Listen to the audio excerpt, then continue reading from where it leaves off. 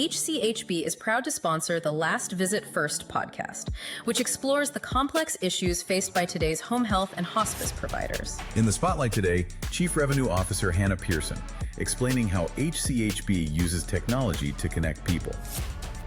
One of my favorite phrases is relationship architect. The focus is about the client and building the right community, the right fabric of community around our customers, making sure that from the very bottom to the very top, they had a resource and a contact to reach out to with any problems, and that we could connect them quickly and expeditiously to the right resource. That's where the client success team was born, and we touch people at every level of the organization.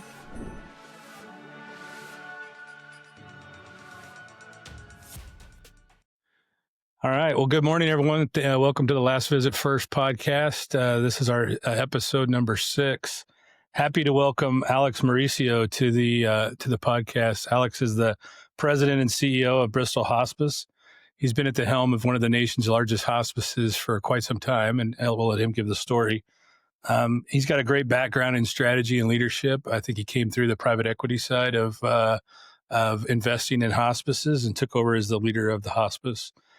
Beyond his role at Bristol, Alex is actively engaged in the Bristol Foundation, and we want to learn more about that. And I've read a little bit about it, and I think it's really exciting. So we're thrilled to dive into the journey, Alex's insights and his vision on the future of hospice. So welcome to the show, Alex. Thanks for having me, Tom. Good to be here. Well, tell us your story. How did you get to Bristol? Where'd you grow up? Give us your story. Tell us the Alex story. Yeah, happy to. So born and raised San Francisco Bay Area. I'm a young guy, but this is 25 years in this business now, Tom. Veteran, many years in this business. The first half of my career actually was started on the home health and home care side.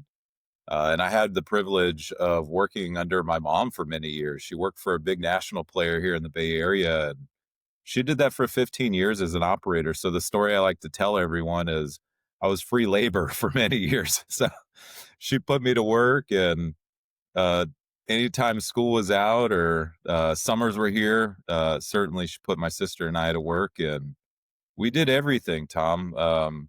We answered phones, we did staffing, interviewing, recruiting, on-call. As soon as I got my worker's permit, things became more official and started doing things that were more meaningful, field time, actively engaging in IDTs, helping to go out there and market the business. And when I went to college, she sent me with a laptop and a phone and said, hey, this is a way to earn some money. I was on a baseball scholarship, so, working a regular job was not something that was going to be meaningful for my time or able to fit in the schedule. And so, if there was people that called off shifts, certainly I was finding those employees in the middle of the night.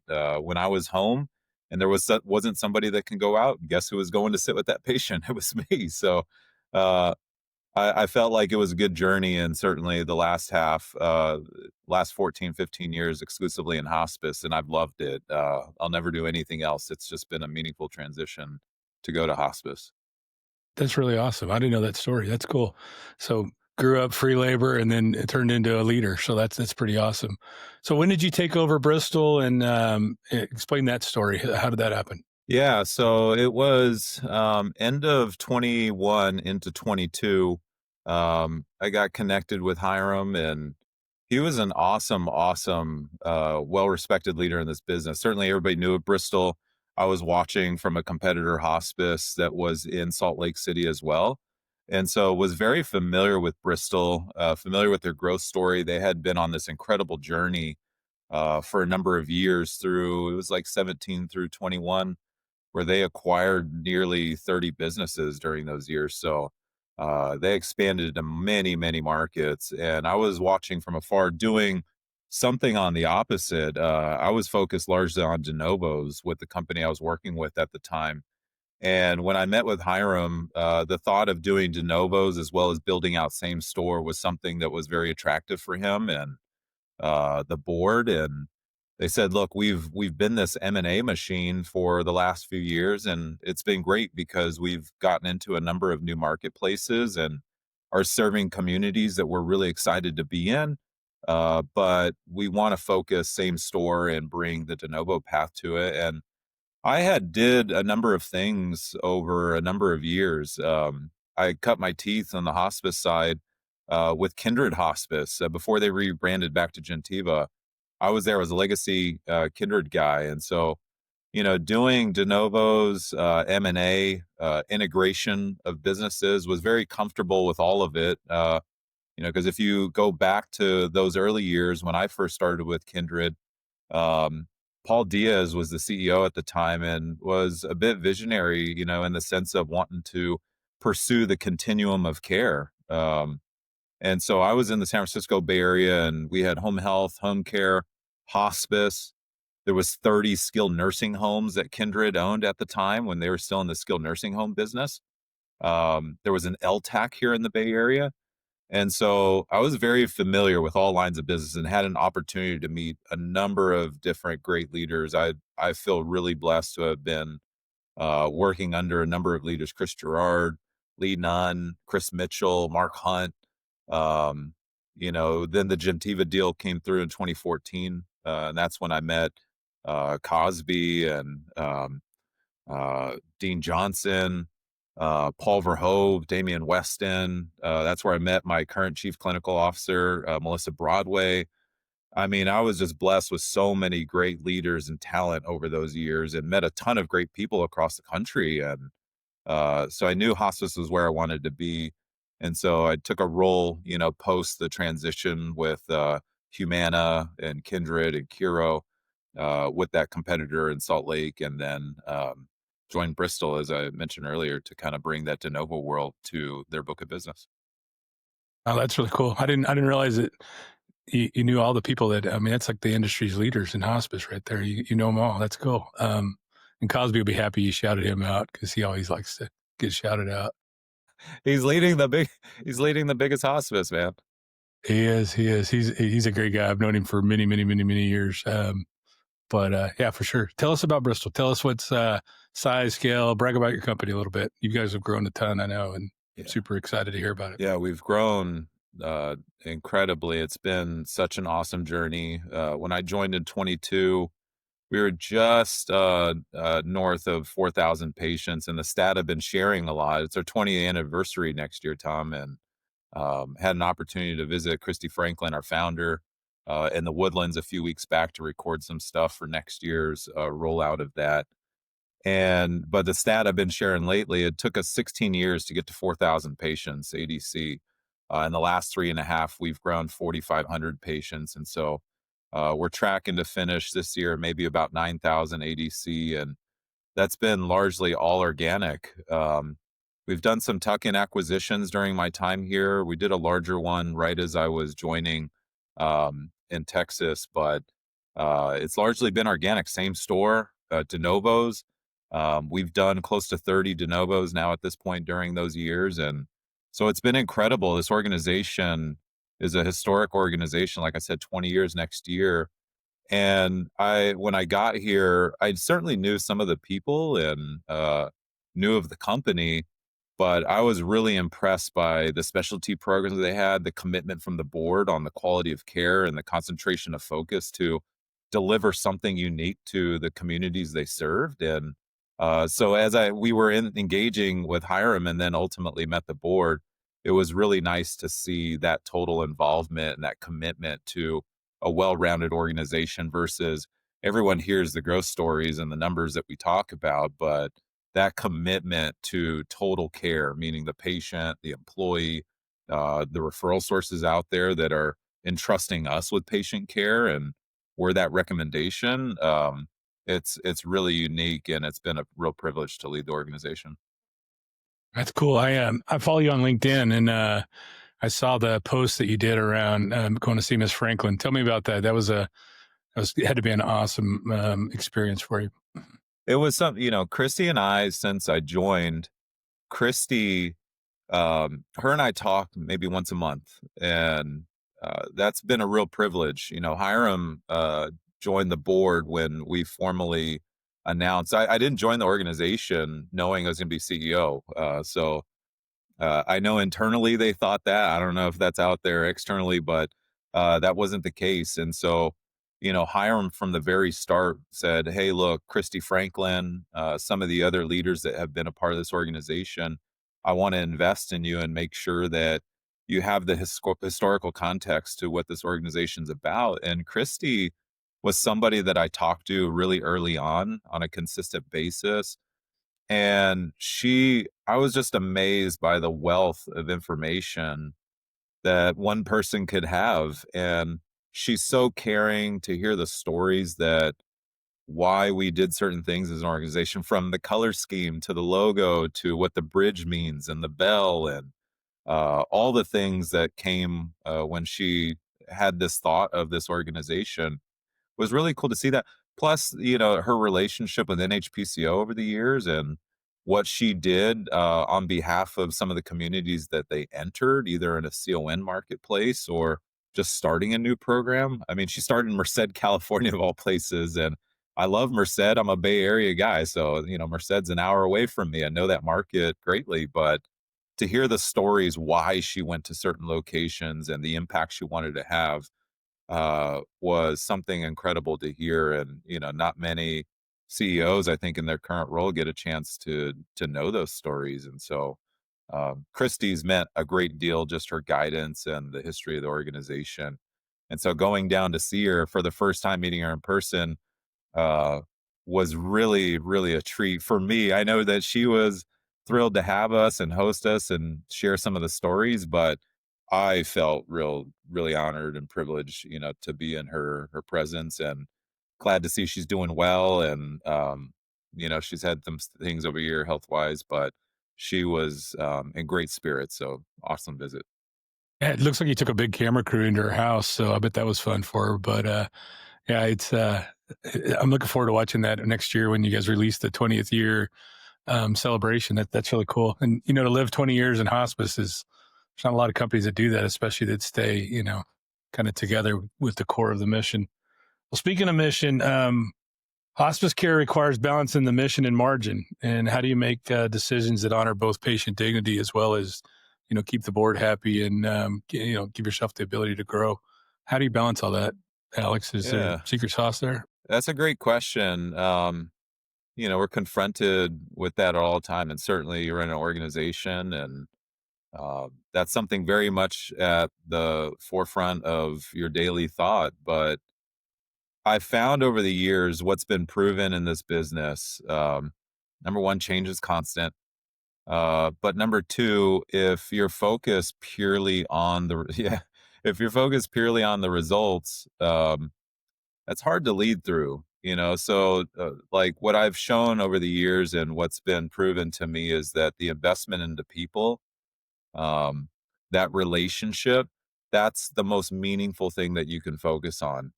When you focus on people, the outcomes, the employee experience, the results always follow, Tom. It's always been that case. And I think there's some organizations out there that have had to make the decision on, do they need to focus purely on the financials, or do I lend towards patient care, employee experience? And I think you can walk and chew gum. I think we're proving that. I think we've shown for the last 4 years that you can invest in a business and delivery of care in every single marketplace, make it unique, make it exciting, make it impactful for that patient, to where, we get one shot. This is hospice. This is, I told you about my home health and home care experience, and that is such a need out there. And there's so many great organizations that are doing that line of work today.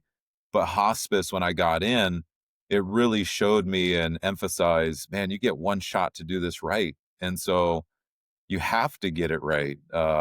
We've talked about that it's such a huge responsibility, but if we look at it as it's an opportunity, man, that's powerful. And the clinicians and our marketing team, they want to go out there and reach every patient and family that they can, because they know that we offer something different. And when they do that, they're excited to be here. So we've put the emphasis on our patient experience, our employee experiences. And fortunately, again, as it's proven, as I mentioned earlier, the financials tend to follow that. So it delivers a real stable organization for us. Hello, I'm Jennifer Maxwell, co-founder and CEO of Maxwell TEC. Here at Maxwell TEC, we believe that no family should ever feel forgotten after that last visit. Too often, grief leaves families feeling isolated. That's why we here at Maxwell TEC created Nana Connect Bereave, a simple yet powerful way for care organizations to extend compassion beyond the bedside. Bereave really does deliver timely, personalized messages that bring comfort and connection when families need it most. Our largest hospice partners are sending out over 10,000 messages a month. That means that over 19,000 family members are being connected to their care teams in meaningful ways. And the results are extraordinary. Engagement scores are running between 30 and 40%. Families love being supported in this manner, and the results are seen in their engagement. Bereave is already touching millions of lives today, and we are just getting started. If your organization is ready to bring humanity and healing into bereavement care at this scale, please visit us at maxwelltech.com. Yeah, there's a lot of controversy out there around, not-for-profit, private equity-backed, for-profit, publicly traded. And, I always look at it, the guys that are able to scale and grow can invest in talent, can invest in technologies, can invest in, the resources around employee benefits, cars, devices, all those kind of things. And I think you were seeing that this new, I don't know, it's probably not new, but it's this new phenomenon where everybody's investing way more in technology. They're investing in AI. They're investing in processes and programs to help clinicians keep them happy, allow them to see more patients, do more for the patients. And so I'm not a big fan of, hey, just because you're publicly traded or private equity backed, you don't invest. I believe the opposite's happened in there. And I don't know, your thoughts around that? I think any organization right now, again, I put the technology investment and conversation really in the bucket of are you willing to invest in your people? Again, this is about people. And yes, we've grown a ton, and that's afforded us the ability to make some sound investments that we vetted out. Um, I think an organization has the responsibility to try to find meaningful ways that will impact their employee experience and patient experience. And technology is at the forefront of that, right? Whether it's the EMR, whether it's um, pieces within the back office that can help us bill more compliantly, faster, get information out to the field and understanding disease trajectory and care modeling. All those things to be impactful and help the clinician to doing the thing. What do we hear the most often, Tom, is I didn't get in this business as a clinician to just focus purely on the charting and do all the things back office. I want to spend as much time bedside and with the patient engaged as much as possible. And so there is certainly more wide availability of technology, and that's been the really fun part for the exec team and I, is to invest in that technology, but also invest the time in really scouring the marketplace, because there's a ton of stuff that's coming to market now. So I think this is a really exciting time. Yeah, it's never been crazier than the volume of deals that we look at, or companies that we look at that are coming into the home health and hospice space that are, either a new startup, a few college grads that are real smart that have an AI tool, or, somebody that was in the acute side that now wants to move into post-acute because they see the traction of all the seniors. It's pretty wild. Alex, tell us about that one patient or that one story. Every CEO has that one patient or that one family or that one story that, you wake up every day and this is the driver. This is the thing that keeps me going, keeps me doing it. Do you have that one story? Uh, the story I find myself telling most often is the first patient informational I went on in hospice. There was a number of experiences during my home health and home care years, but in hospice, I'll never forget going out that very first time with my nurse, and we're doing a joint visit. It's an informational. I started, when I finished up my career in the home health and home care side, I came back and from college, and my mom cut the umbilical cord. She said, "Here, off you go." Uh, but I sat, yeah, I sat with a clinician, and we went out, and it was a family. It was a condo. It was a 2-story condo. This old couple, and The nurse and I went upstairs to meet with this woman. We walk into a room, and it's an elderly woman. She's laying in bed, and we begin to hear the story, right? We hear the story of the journey, what's led to this moment of her being, critically ill and life-limiting illness. And um, my nurse is listening, and we're asking these questions, and the husband's in the other room. He couldn't bear to hear the story again. Couldn't, he didn't want to interfere, but I think more so than anything, couldn't really bear to hear the story again. And halfway through the conversation, my nurse gets in the bed with her, and she grabs her hand and she looks at her, and I'm watching this whole thing happen like a movie. And she gets in the bed with her. She grabs her hand. She looks her in the eye, and she says, "We're going to take care of you. It's going to be all right."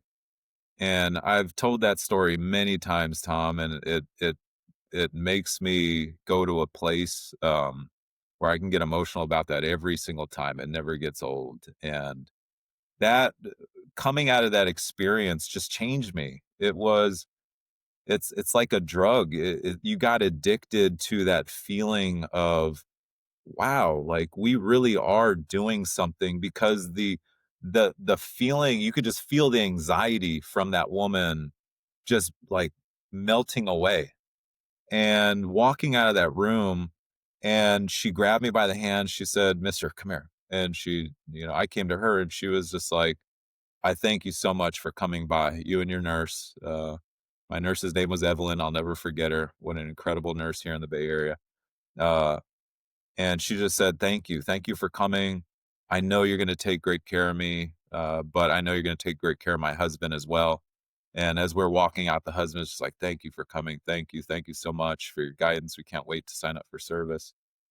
And that feeling, Tom, of just, you say you want to do something meaningful with your life, and that's, kind of cliche, but in hospice, everyone that's done hospice, they know exactly the story I'm telling right now. It's a different feeling, and it changed my life right then and there. And I said, there's nothing else I ever want to do. Like, this is incredible. And I made it my mission at that point. Like, I want to reach as many people as I can. I mean, because hospice is such incredible service. So that's the story I tell.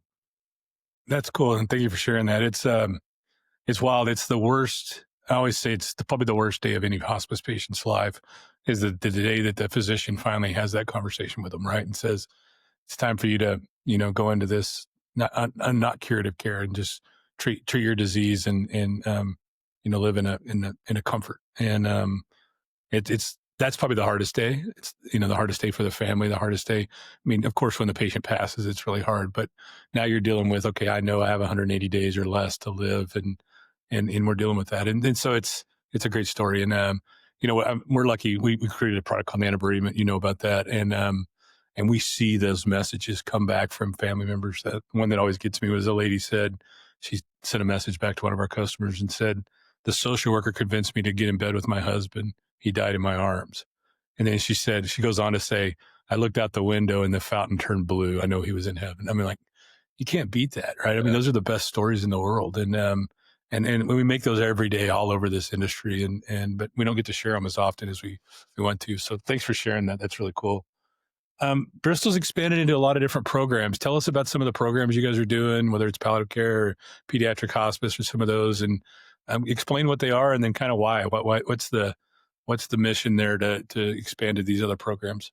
Yeah, we have so many specialty programs, and I found over the years, organizations, they talked about specialty programs and the want to do specialty programs, or maybe something would actually come to fruition and land on your desk and say, "Hey, we have this, let's roll it out." And really, it was nothing more than words on paper. It wasn't a formalized program, training, etc.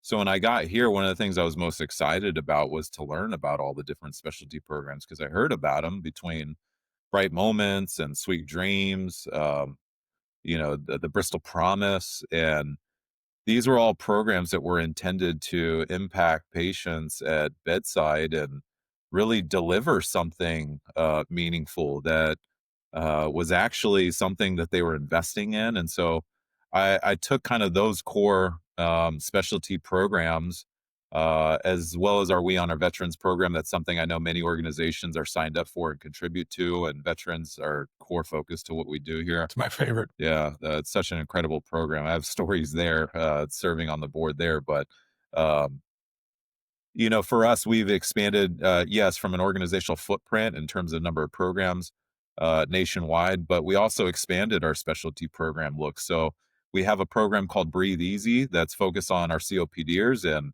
that's something not too many organizations focus on. That was something for us that was key, that we said, hey, this is an underserved marketplace that we want to go and make a place and make a dent in. And that originated out of our program in Tucson, and happy to tell you about all the stories and why we do certain things and how we grow.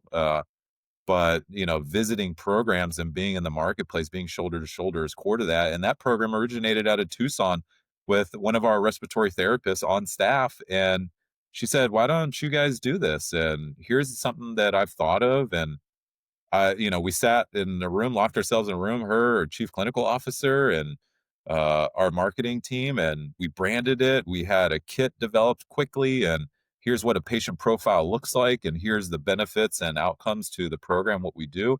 That was created inside of 30, 60 days, Tom. So that was something that was unique that we created last year. We rebranded. We had an AIM program that was focused, in my opinion, a little too far upstream, more chronic illness, which there is a need there. But our palliative program, we dubbed it as Bristol Palliative. That's more of a focus on patients. Since we're the primary subsidizer of that program, we do have a few relationships with a couple payers out there that are fully bought into what palliative looks like, and should deliver to their marketplace and their patient population. We have a few of those agreements together, but largely it's Bristol subsidized. And so we had to be a little bit more specific, and we saw a reduction nationally in a number of hospices that were offering palliative. And so that's been a lift for us to focus on that portion. And it's much more stable program for us as an organization going forward.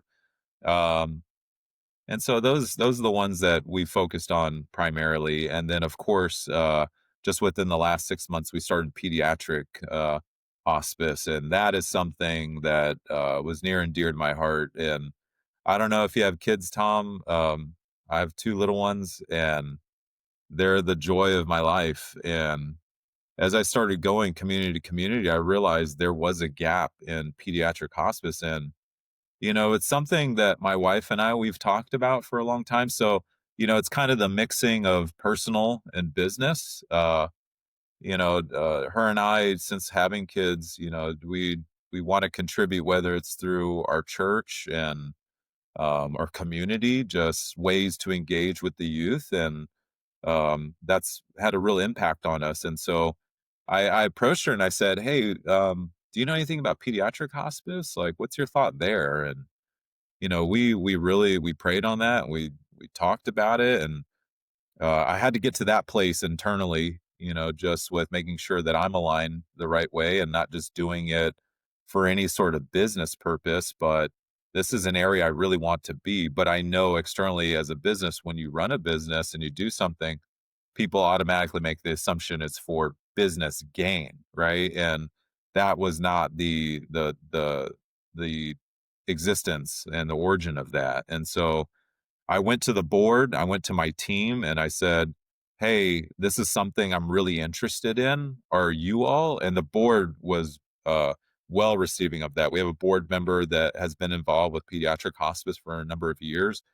The Webster team, who's our sponsor, has a number of businesses all in the healthcare space that have been involved in the pediatric space. So I was able to dabble and talk to many different people during probably a 4 to 6 month window of time and really get expertise. I was at Home Care 100 in January of this year and sought out a number of pediatric companies just to hear their stories, right, and get their take on it and really see, is this a need? But then also tell me what I need to know in going into this. Tell me the hard. I don't just want to know the good. I want to hear the hard. Like, what are the things that keep you up at night? What are the challenges you face? Where can this go wrong? And so it was really a collective industry effort, Tom. And I'm grateful for all the people that graciously spent time with me because they didn't have to. And every time I kept coming back, it was well received and just felt like it was right. And so we launched it in Hawaii, and I'm so thrilled. That's been our incredible team out there. So I know a little bit of a long story, but I felt like you deserved to hear all the. It wasn't just something that we said, "Hey, let's do pediatric." No, Sure. this was months and months of work. We'd also like to thank our episode sponsor, Levo, a company that's changing the way home health and hospice organizations approach staffing. Levo's platform streamlines recruitment by working around the clock in the background, helping agencies connect with the right candidates faster. It also uses data-driven insights to identify potential employee challenges before they turn into preventable turnover. And the impact is clear. Organizations using Levo have seen time to fill drop as much as 40% and retention improve by 20%, all within that first 6 months. To learn more, visit hellolevo.com and be sure to tell them that I sent you. Sure. And Jennifer and I have a really good friend, Ray and Becca Skiketti, who had twin daughters, and Rowan and Reagan. And Reagan had terminal brain cancer, and she lived way longer than they ever expected her to. But I mean, they had to make that decision to put her on hospice, and it was, it's bad enough to put grandma on hospice, who was 98 years old and who lived a great life, but here's a 8-9-year-old child that you have to put on hospice.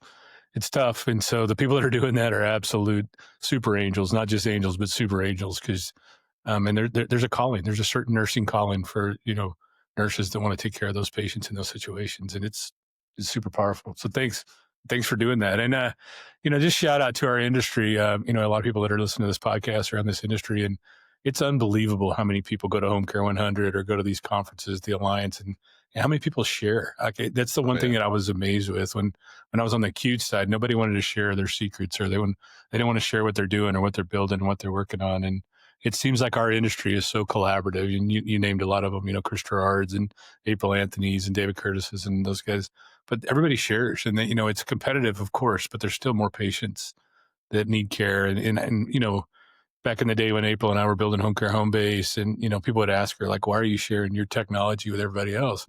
And she'd just say, if I can make the entire industry better, we're all going to be better. That's right. So that was, and she would share 100% of her books. Like, we'd bring customers into, or prospects into, to sell them Home Care Home Base, and she'd show them the entire Encompass, data stack. And here's where we make money. Here's where we lose money.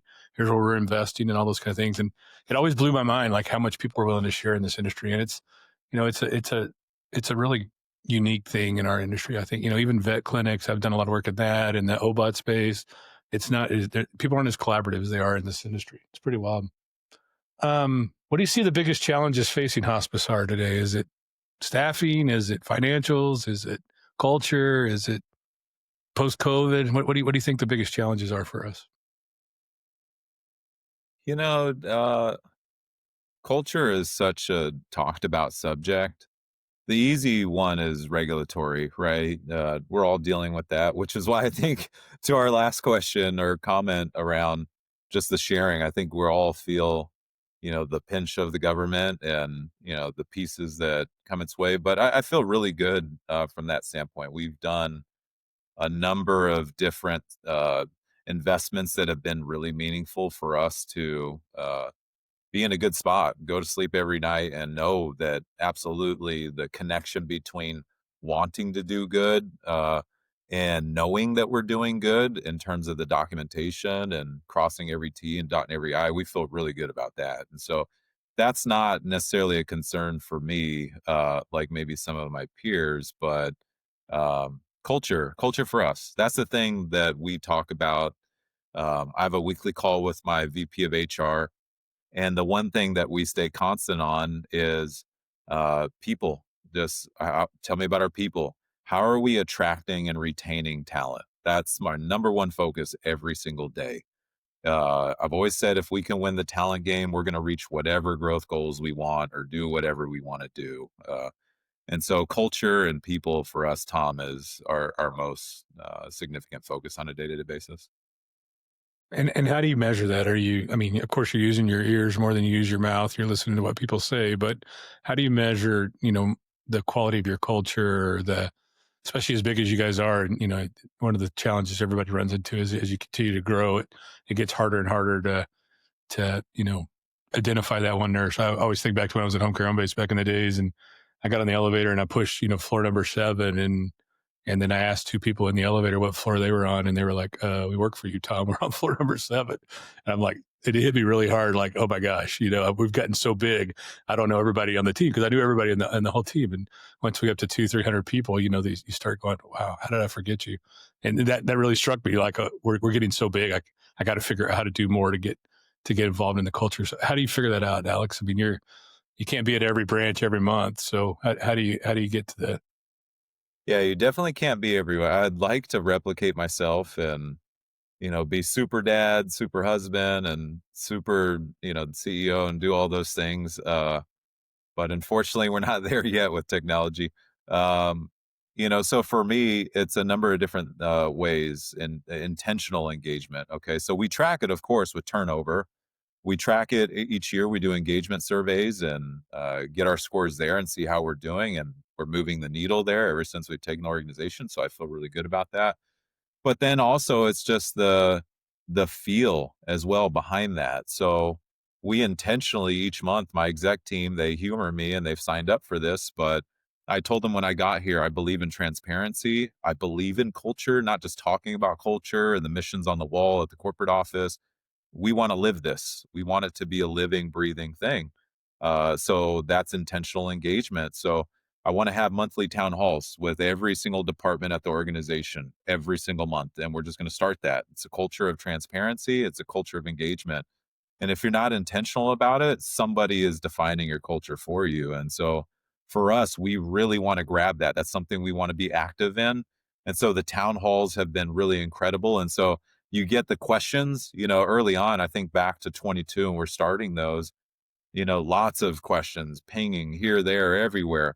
And now that settles down. 23 was easier. 24 is even easier. 25, man, we're getting on those calls and we're having a great time. We're talking about, employee stories that they're doing there, win they had in their marketplace, things that we should be investing in to continue this thing feeling great, right? So we've shared our story and we've connected with those customers. And then it's a commitment to travel. We ask our team to travel like nobody's business. And so the team that's been here, our EDs, but more importantly, our vice president team, man, these folks, I can't thank them enough. They're in their marketplace and they're my exec team, who I picked every single one of them to do this journey with me. These are all people that we grew up in the business with. And I don't pretend that we're ever going to be the smartest people in the room. I'm not Ivy League educated. That's not me. I'm never going to pretend to be that, but I grew up in this business. I've done every single role that all these people are doing now or have done. And so is my executive team. So not saying that we're better than other organizations, but that brings perspective, like most organizations can't describe when all of a sudden, when you go into a marketplace and you're able to speak to that admission coordinator and say, hey, yeah, so the documentation that you're doing, tell me why you do that, or here's what I did. And you're sharing best practices, right? Or what it's like as a VP to call an executive director or sit in the EDC and ask that admission nurse to go do that 3rd or 4th admission, or to ask that case manager to do the admission, or ask that case manager, can you rotate to on-call? You know what it's like for that aide to be carrying 12 or 14 patients instead of 8 or 10. So those things matter, and that provides empathy, that provides perspective. And so that commitment to travel from my team, the VPs, myself, we're in these markets, Tom. So there's not an ED or sales leader in the country that we can't call today, and it would be like a surprise. Why is Alex calling? Or why is Melissa Broadway calling? Or, why is Brett Jackson calling me? They're going to be like, hey, Alex, what's going on, man? How are you? And how's your family? And how's things? And that's normal for us. So our culture is very much shoulder to shoulder in marketplaces, meaningful and intentional engagement. And that's been our biggest secret sauce. And that's awesome. And it's so hard to bring and teach that, right? It's got to be ingrained in the business, and it takes a lot of effort and time and commitment to doing that. And I can tell you, I travel all over this country and work with all the hospices in the United States, not all of them, but a lot of them. And when there's a great culture, when you can feel that culture when you walk in the door, you can also feel the success in that business, whether they've grown financially, clinically, star ratings, all that stuff. When the team's gelling and working well together, you can just feel it. It's amazing. And when they're not, you can really feel that. Trust me. But yeah. That's awesome. And I love the fact that you're out there and present. It's so important. Just the road shows and going and spending time with the staff and thanking them and telling the stories and sharing, the vision of the company and the transparency is so important. All right. Hope just came out. Don't lose hope is what we call it. So thoughts around it. What's challenging for your teams out there? Is it more effort? Are you looking at any of the clinical measures now that we're going to have to do more nursing visits, less nursing visits? What's your thoughts around hope and how it's going? Yeah. Look, it's like I said earlier, change is constant in this business. And so, if you're not, welcoming that or just knowing that it's coming, I think that you probably look at this as a negative experience. And, in reality, I always try to take the perspective, Tom, of at some point, God willing, we'll be a consumer of this business line, right? And hopefully we all live long, healthy lives, and, we're there surrounded by family at end of life. And, there's an awesome nurse or aide that's coming to take care of me and take care of my family. And so if I'm in pain, certainly I want that addressed immediately. So I try to take that perspective, Tom, of just always, let me sit in the consumer seat, right? Versus running an organization or running a local program and here's more work, right? Because that's the easy thought, is just to be like, here's more work or here's another thing that we have to do. But when you you look in the mirror and say, let me take the seat as the consumer wins, and we all are the consumer in different ways. And hopefully, like I said earlier, we'll be the consumer at some point in our lives. And I think to address pain in a timely manner, we're not scared by that because that's the right thing to do, number one. But number two, we're in these patient homes consistently, Tom. So like we talk about care model a lot in this business. We talk about for-profit, nonprofit, private equity, et cetera.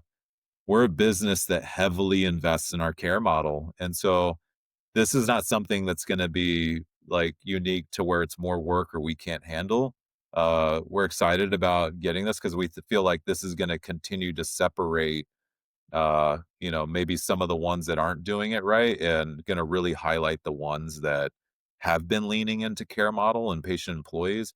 We've made some investments to make sure, again, just from a back office, we're still crossing every T and dotting every I, that we're making sure we're checking that. The EMR is a component to that and a supporter. And so we've done the necessarily back office steps just to make sure we're set up for that. But we're doing a lot of this already, so not a big change. Yeah, it's what I tell a lot of people. I mean, you're already doing it now. You just got to document it different. You're already doing. I mean, if you go to a patient's home and they're having pain, more than likely a nurse is going to schedule a visit in a couple of days or the next day to go check on them. So you're already doing it. You just have to document it different. And if they made it really easy, everybody would do it. And so I think by making it hard, from a technology perspective, you win. From a training and implementation perspective, you win. And then with your scale, I mean, you guys, you can scale way better because of your size. I mean, 9,000 ADCs, unbelievable. So I'm blown away by that. It's super impressive. And I want to dig in more on that someday, like how you do it with de novos. And I'm always interested in acquisitions versus de novos and how do you make a de novo successful and how long does it take? And there's a whole bunch of secret sauce you got going on there for sure, because de novos are hard. In most scenarios, people aren't very good at de novos, but you guys have seemed to figure it out. So congrats on that. Yeah. Let's talk about technology. So everything we do is being talked about with technology, ChatGPT, AI, large language models, neural nets. We started all this with, Muse back in the day, but what's your thoughts around technology? Where are we going to be? How are we going to advance it? What do you want to see? What are you scared of? Any thoughts there? I'm scared of the Terminator 2 movie. Me too. Yeah. I think about that one a lot. That's like the easy target. Arnold tried to warn us all. No, technology, I think, is such a yeah, it's such a benefit to us. For me, I don't pretend to be really tech savvy. I really rely on my team, particularly my chief clinical officer, to go out there and really inspect all the different pieces and companies and opportunities that exist out there, and really rely on her to bring those forward to me. And my president of sales, he's got more into that as well to see, from an analytics standpoint, is there something we should be looking at proactively on the marketing and connection side, right? My director of recruitment and my VP of HR, I have them inspect too for pieces that are going to be meaningful for employee engagement and connecting with people that want to be a part of our organization. So there's so many different areas that technology is being developed. So I'm very excited for what's coming because I've seen more land on my desk than ever before. I think you kind of mentioned that a little bit earlier, the number of deals that are coming to your plate. Um, and so we're open to any and all if it's going to help the patient experience, the employee experience. If it's going to do those two things, then I'm interested in that. Obviously, we start working towards costs and back into that if we decide we want to pull the lever, but we're open to any and all and just excited for what's coming. I would love to see things that are going to be help the clinician more than anything. That's what I'm most focused on, is if it's going to help the clinician, our employee, I'm really interested in those things. Hey, this is Alex with StenoHealth. Our mission at Steno is simple: to improve the quality of life of the post-acute care clinician. Steno uses ethical, compliant AI to capture visits in real time and turn natural conversations into accurate notes and forms. We are clinicians ourselves, and we've designed Steno to never feel like an extra click or an extra burden in your day. The goal isn't to replace anything, but to support you in every aspect of your day so you can spend more time with your patients and still have the energy and freedom to be present with your family at the end of the day. Yeah, it's we're spending a lot of time right now on AI and ambient listening and documentation management. And how do I use the tools that we have available to us, that doctors, physicians, offices, and those have been using for many, many years? How do I make it easier for a nurse to want to go do a start of care? How do I make it easier to do documentation from a chaplain or a social worker? And there's a lot we can do with ambient listening. There's also a lot of fear on some of the models that every patient becomes and looks exactly like it, the next patient. And a lot of that's noise, hallucinations. We can control that with controlled models and some of those kind of things. But I always think back, how do we give back the nurse time back, right? So if you use just simple medications, and I brought this example to a couple other podcasts, if it takes 2 minutes of med to load the med into your EMR, most hospice patients are on somewhere between 12 and 14 medications. I mean, you just spent 28 minutes loading medications into a platform. To me, it's crazy. Why can't I take a picture of those? Why can't it automate it? I already know the meds. I know where you're going to prescribe from. I know the doctor gave them to you. I have all that information. So how do I load that in faster and not make a nurse just sit there and type into a computer the medications? And by the way, they just left the hospital, so we know what meds they were, leaving the hospital or doctor's office. So that's a simple example, but like we should be able to do that everywhere. Like, what do I have to ask you your allergies? I should know your allergies. All right. Once you have an allergy, they document it in your medical record. What I have to ask you what your allergies are, but I do it on every visit, right? And I got to give you this med. What's your allergies? It's crazy. I think telehealth is another area that, there's telemonitoring and there's telehealth. I think telehealth's an area that we need to get better at in hospice. How do we do visits when, the patient's an hour away in the rural community and, St. George, Utah, or somewhere like that, where we can't get to them very easily. There's a snowstorm, whatever. Why can't we do a virtual visit? I mean, the doctor's prescribing medicines over a virtual visit. Sure, we want to be there, be compassionate, but if we can do that more often and not have to travel as far, be able to get to Nana and connect with Nana on a more regular basis, why not? And so, I think there's a lot of challenges in the government right now around telehealth, but, we continue to see them look at it every year and hopefully they'll get to it. Let's talk another one a little bit as we're talking about the government a little bit. So in my studies around, using the Medalogix Pulse products and some of that, we all believe that no home health patient should ever die on home health. Everybody should die in hospice. It's the benefit that was designed to help you transition in your life. And there's this challenge around ESRD patients, so end-stage renal disease patients, where there's thousands and thousands of millions of patients that are really super, super, super sick. They have multiple comorbidities. I mean, these are the worst of the worst patients, like the ones that are in the worst shape. But because they're on dialysis, no doctor's going to tell them to stop dialysis. You'll die if you stop dialysis, or you'll swell up and drown. But the government hasn't figured out how to do dialysis and hospice at the same time. Thoughts around that? How do we, how do we lobby the government better? I mean, these patients need hospice. They deserve hospice, but because the doctor can't tell them to stop, their dialysis, they don't get to hospice. So they end up dying on home health, or they go to the hospital and spend a ton of money in a terrible scenario where they're dying with tubes all over them. Any thoughts around ESRD patients and hospice? Yeah, well, I kind of laughed earlier when you said maybe we can counsel the government or try to understand the government. And I've given up on that, Tom. I don't know if I'll win that battle. I was just in DC, matter of fact, for region meetings, and I spent some time with Dr. Stephen Landers, who, as you know, is running NOC now, and appreciate all the work he's trying to do and advocating for all of our home health and our hospice companies out there. But end stage renal is something we talk about pretty consistently across the board, because there's so many varying thoughts out there, from organization to organization, nurse to nurse, leader to leader.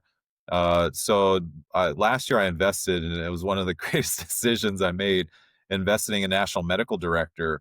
And that's been something unique, because getting all of the doctors aligned and building that community, which was our sole intention behind that, there's been so much gain beyond that, and really just awareness around some of these diagnoses. And end-stage renal is something that we experience, is very common. The place where we've found biggest lift as it pertains to this is really getting connected with these dialysis centers, some of the referring docs that are wanting to sit there, the social workers that have been engaged with these families, and kind of seeing the arc of that journey, right, with these patients, because it's not like necessarily they're new to going and getting dialysis.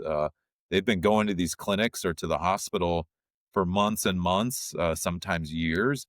And now they're at the point where they're considering, like, is this the path that I still want to be on? And so having our medical director get on the phone, or our clinical operators get on the line with our local programs, and eventually those local physicians, referring physicians and social workers, to talk about disease trajectory, goals of care, talking with this family direct, that's where we've been most impactful in understanding when and where we enter, because that's a careful balance, to your point, because these patients, the minute you stop, the story is on from there. So we want to make sure we're in a really supportive state, even prior to that stopping of that care, if they ultimately have to make that choice. The other area I've been spending a lot of my time around on behavioral health diagnoses as well, and mostly on the home health side. It blows my mind that, if most elderly people have, one of the behavioral health diagnoses, either alcoholism, drug addiction, depression, sadness, loneliness, all those. The real challenge, though, is the homebound status around home health. You have to be homebound in order to be on a home health episode. If you're depressed, sad, lonely, scared, the last thing I want you to do is be homebound in your own home without any other, people around you, without any engagement from any other humans. So that one bothers me a lot, and I spend a lot of time on it. There's a lot of reasons we should be restarting patients that have a depression and those kind of things, but because they're not homebound, or they don't want to have to remain homebound, they don't elect the care. And so what happens? They end up back in the ER, they go back into ICU, they go into some kind of other mental state, and then they discharge them back. We get them back for a little bit to care for their clinical needs, but because they have a behavioral diagnosis, they're not considered that clinical because they have homebound status. So that one's an area that I think, and again, if I had all the money in the world and could go fight the government, that's the ones we have to really highlight and push on. But I'm with you. It's we got to keep going. We got to keep trying as much as we can. And thank goodness for Dr. Landers and Scott and those guys, Scott Levy, who's kind of leading the alliances advocacy programs. Everybody needs to support that, but there's a lot of challenges around it. And if they ever lift that ESRD requirement, I think you're going to see a lot more patients have a way better experience at their end of life in hospice. My opinion, of course. So hospice is such an emotionally demanding work. I know people do it because they're angels. They do it because they love it. Is there anything you guys are doing in your agencies to help support the employees as they're going through these trying times. And I think about the nurse that had 2 or 3 deaths, or my daughter-in-law is a social worker. She works for St. Croix Hospice, and she'll have a really bad week every now and then where they have 2 or 3 deaths, or one patient that's been on service for a long time that, really they become attached to. I mean, we're the only people going to see these patients for, 120, 130 days. So anything you're doing inside your organization to help support your staff and, around just the challenges of being a hospice caretaker? Yeah, and appreciative of your daughter, her service to the industry and what's going on. Yeah, I mean, as an aide, a nurse, or social workers, chaplains, all of our core team, you become a part of that family. For the people that are involved in hospice on a day-to-day basis, like we've been, you become a part of that family, that connection. So grief and loss is very real experience for our employees. I was just talking about it the other day with my chief clinical officer. And so, yes, to answer your question long-winded, yes, we do intentional engagement around that as well. Everything that we're doing has to be intentional. Otherwise, we're hoping for outcomes. I hate hope. I hate that word. We want to be intentional and expect outcomes around that. But we can explore that later, Tom. I'll tell you all about it. But we want to be intentional about it. And so, yes, we did things. We do remembrance ceremonies. We do butterfly releases. Every IDT, we do a recognition of our patients, and we have intentional engagement around that and how we kind of release feelings towards that and help through the grief process. We did through our benefit process last year as well. Each year is a really exciting. This is benefit seasons for us, and budgets. And I actually get really excited around this time of year because the organization has done so well. And I've shared with my employees kind of our moniker here is, as the organization does better, you as the employee should do better as well. And we've been able to make some substantial investments into this business to continue to make it more exciting for these folks to carry that Bristol banner. And, so one of the investments we made last year was if we're not getting that level of release from that employee to feel great and be able to emotionally move on and continue do their job at a high level and feel good about themselves once they go home. We invested in doing it was at our cost in doing grief counseling for them, and outside of work, and having an outlet for them to where they feel like, okay, I understand the things that they're doing locally within the programs during work hours, but not everybody processes grief with 20 other clinicians at the table, or in a group setting, or even one-on-one with the local chaplain or bereavement counselor. Sometimes they want some private space, right? Or it's got to be on their time. And so I think if we're just focused on doing things within work hours, that wasn't going to be impactful. And so expanding that to post work hours and doing things that required investment, that was key for us. And we've seen a real big uptick from that. That's awesome. I was with a hospice a couple of weeks ago, and they were talking about, they have a rather large SNF, skilled nursing facility, or ALF facility, and they have a lot of hospice patients in there, like, 12, 13, 14, in this one community, large community. But they started doing bereavement services, one for their staff, but also for the assisted living staff. And it never clicked with me, like, okay, Nana moved in this assisted living. It's a step down unit. She's been there for 2 years. It's an apartment community, right? She's playing bridge and cards and all the bocce ball and all the things that they do in these assisted living facilities. But as these patients decline and then pass away in that facility, it's like you lost your neighbor. And so all the people around that in that assisted living, are grieving for, Becky, who passed away. And so they started doing these, chaplains and social workers started doing bereavement ceremonies and these remembrance of life ceremonies there. And they've found tons of success in that. One, it gives them more volume.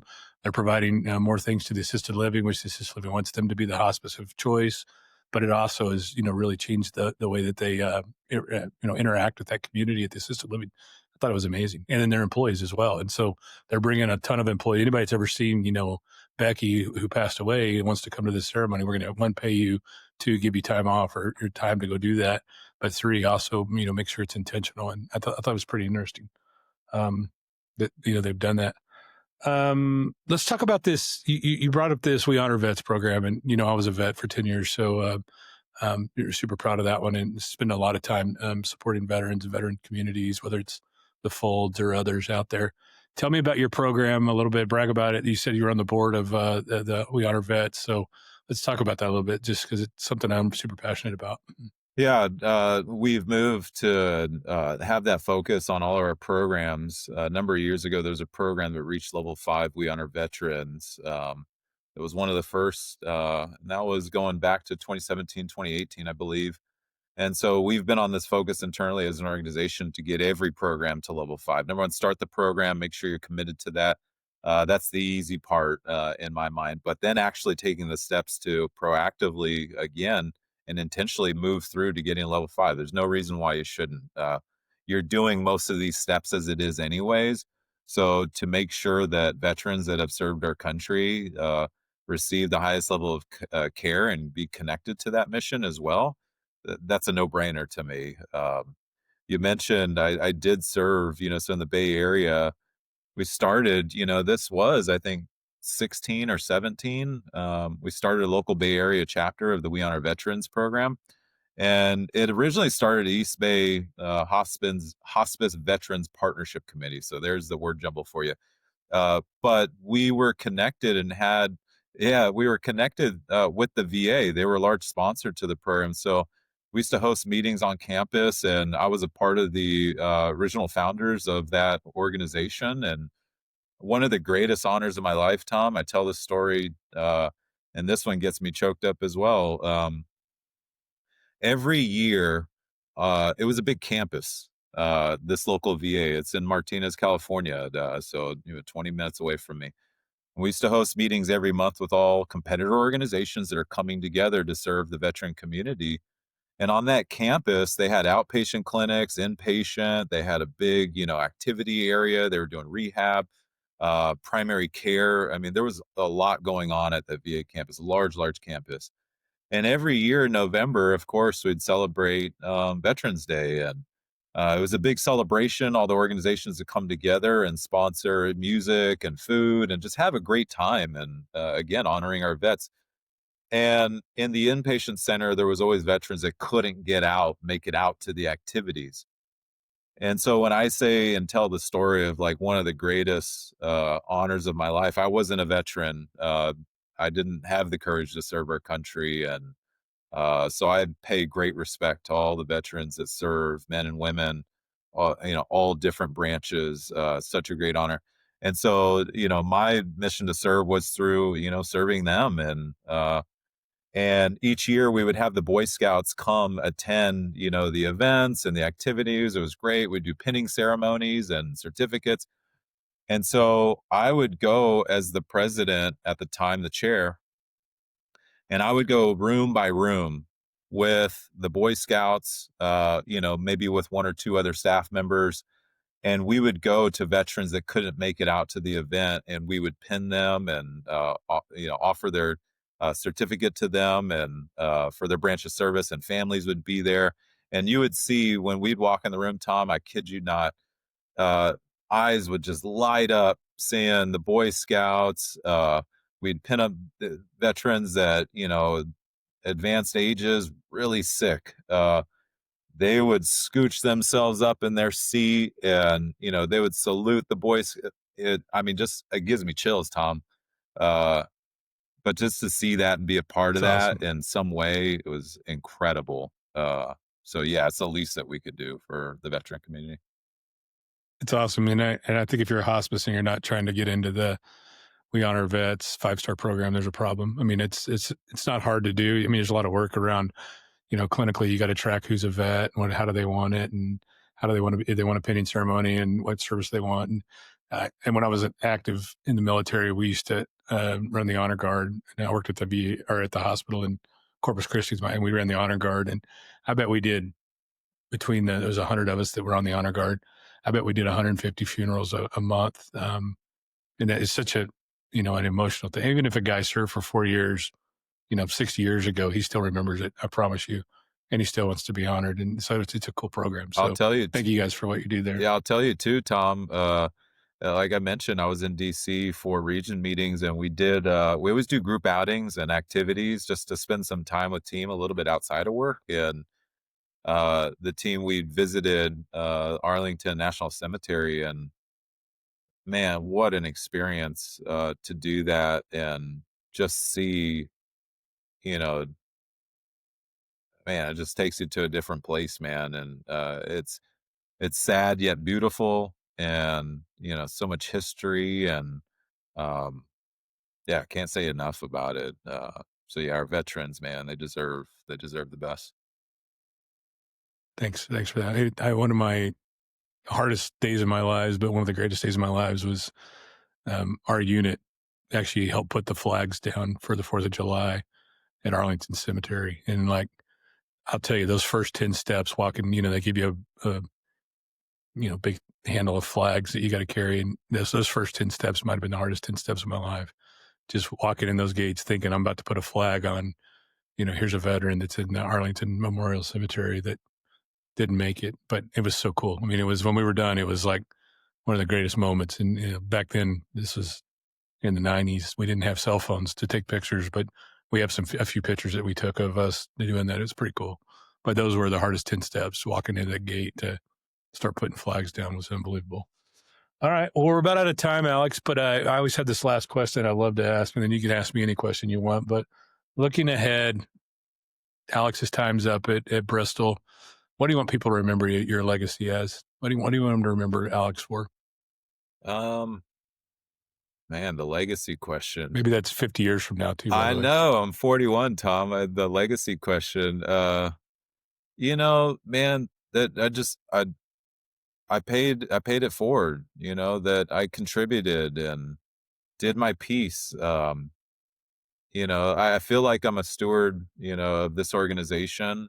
I don't feel like I'm the person. I just feel like I'm a part of this historical organization that I'm really grateful to be a part of. And I think the outcome and the results that we've had has shown. And again, it's been because of the connection and commitment to our staff. Our staff goes out there, man, and they bust their butts every single day. I truly don't get the sense, and I meet with these people all the time in these programs, that they're just here trying to collect a paycheck. Hospice is so different, and to have that level of connection, and the number of clinicians across the country, number of employees across the country that are just out there every day serving their community to the best of their ability, and excited to do it, excited to meet that need. Um, I feel privileged to be a part of that. So the legacy question, I don't know. I've never really thought about that too much, other than just, I want to be a good person. I want people to be able to say Alex did his thing, and he was a great leader. He poured into us, and we had a blast working with that guy, not for that guy, but we had a blast working with him. And so that would be good enough for me. That's awesome, Alex. And thanks for sharing that. And, one thing I'll say about you, and I've spent a lot of time with you at conferences and over the years, is you're one hell of a listener. I mean, that's one thing I've always noticed about you. You listen, you ask a lot of questions, you take it in and you listen, and then you go make change. And I think that's, a lot of people want to talk all the time and not listen. And I've actually noticed that about you is you've always listened, and you've always said, okay, those are good notes. Let's share that. I can take that advice or expand on that or make it even better.